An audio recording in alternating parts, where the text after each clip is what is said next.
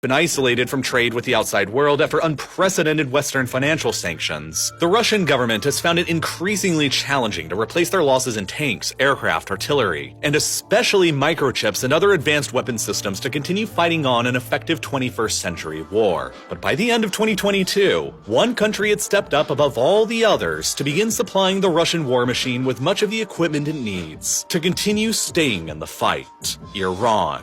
As the winter season of 2022-23 set in, hundreds of Iranian-manufactured kamikaze drones known as the Shahed-136 suddenly began appearing across the battlefield in Ukraine under Russian service. The Russians would go on to use swarms of these relatively inexpensive Iranian-made drones to help bombard Ukrainian civilian infrastructure into rubble by overwhelming their air defenses with sheer numbers. A tactic which eventually contributed to roughly half of the Ukrainian electric grid getting knocked offline in a deliberate campaign of terror. But it's not just the drones that the Iranians are actively sending to assist the Russians either. The Islamic Revolutionary Guard Corps, better known as the IRGC, is the unconventional, asymmetric, and ideological military wing of the Iranian armed forces. And by the end of 2022, they had deployed many of their own military advisors and soldiers on the ground within the Russian-occupied sections of Ukraine. And in addition to the hundreds of kamikaze drones, the Iranians have also been providing the Russians with much-needed ammunition, artillery shells, ballistic missiles, and body armor to help keep their inventory stable and to help keep them fighting on for longer.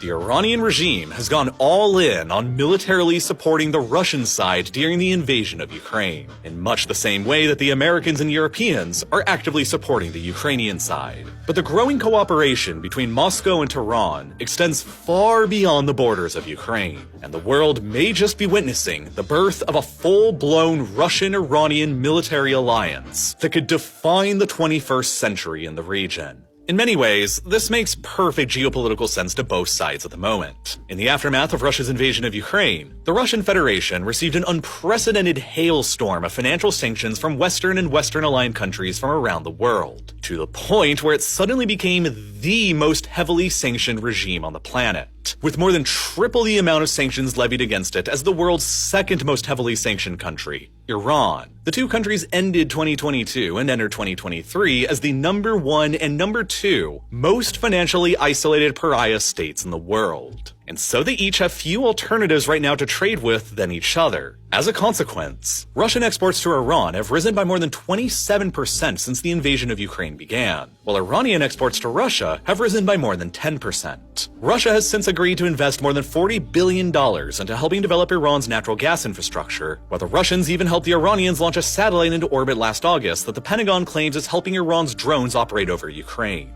While extremely ideologically opposed at the national level, Iran and Russia also ultimately view themselves as sharing the same common enemy in the form of the United States and the collective West. Iran and Russia have for years now fought together on the same side to prop up the regime of Bashar al-Assad in Syria. And ever fearful of a potential future conflict with the United States in the Persian Gulf region, the Ukrainian battlefield grants the Iranians a valuable opportunity to test their own military hardware on the Russian side against American-supplied hardware on the Ukrainian side, so they can analyze how they stack up against each other. At the same time, Iran and Russia both complement each other militarily extremely well. The Iranians are capable of supplying the Russians with a lot of the ammunition, drones, rockets, missiles, and body armor that they need to keep fighting in Ukraine, while the Russians can and now actively are supplying the Iranians with some of their advanced fighter jets, helicopters, and air defense systems like the S-300 and S-400 that the Iranians need to defend their nuclear weapons research facilities from potential Israeli or American airstrikes. There's even the potential for the Russians to one day go even further and do what was up until recently completely unthinkable.